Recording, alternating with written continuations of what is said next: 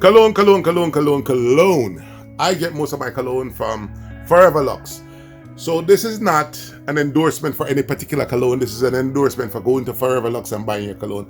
Me, I buy them one at a time because I keep using their 20% discount. And there's always a sale. They're kind of like Shein and Fashion Nova, where there's always a sale and they're always sending you something. I just go over a couple of colognes that I've gotten from them. Whenever I buy cologne, it's generally for some specific purpose. Somebody that I know like the fragrance, or it's one of my throwback fragrance from in the time when I used to own a lot of fragrance. I just pull, what is this, a half dozen of my fragrance that's on my bathroom counter. I generally, at any given time, have anywhere between a dozen and a half or so fragrance. A man should have a lot of fragrance, like a woman should have a lot of fragrance, right? Woman should have a lot of clothes, man should have a lot of clothes, but man should have quite a few watches, at least 4 or 5 to choose from for different occasion. Shine band, black band, brown band, and also a few fragrances to choose from. This one is your classic Issey Miyake. I got a cousin of mine, Randy, very, very much love this. This is the only fragrance he wears, and I always have one of this in my collection. It reminds me of my good cousin that I grew up with. This one is a Prada. This is my first go around with this one. Generally, I have a fragrance, as you can see with the Crocs. I keep buying the same thing over and over. I have a fragrance that works. I keep buying it over and over. A buddy of mine, Junior, very nice guy, gave it to me on my birthday. Jean-Paul Gaultier remind me of a friend of mine that passed away, Kevin, R.I.P. One night I broke his Jean-Paul Gaultier. The very first time I saw Jean-Paul Gaultier, I hold the can upside down and it slipped out of the can and bust. The whole apartment smelled like Jean-Paul Gaultier.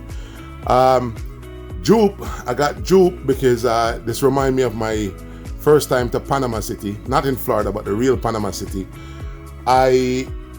It was a ugly trip because I didn't know Panama very well, and so I stayed in Panama City. I stayed in Punta Pacifica, and only towards the end I went to the free zone in Cologne and realized that the nice beaches are on the Caribbean side of the island. If you've ever been to Panama before, the Pacific side, it's like a mud hole as far as beaches.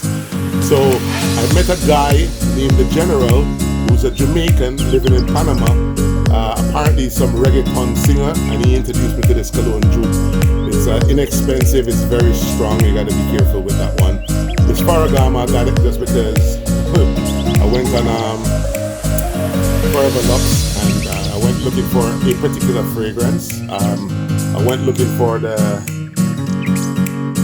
Dolce & Gabbana Men, the old school one in the zebra looking bottle, and this one was on sale and I got it. The Paco, it's kind of funny because my same homeboy, Junior, who gave me this for my birthday, this past birthday, the prior birthday, he gave me this Paco.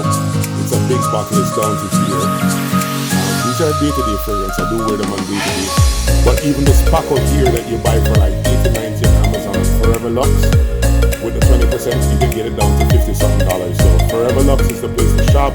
I'll add a link for them in the description right here. If I could find a coupon or two that's relevant right now, I'll also add it. I strongly suggest that you check out Forever Lux.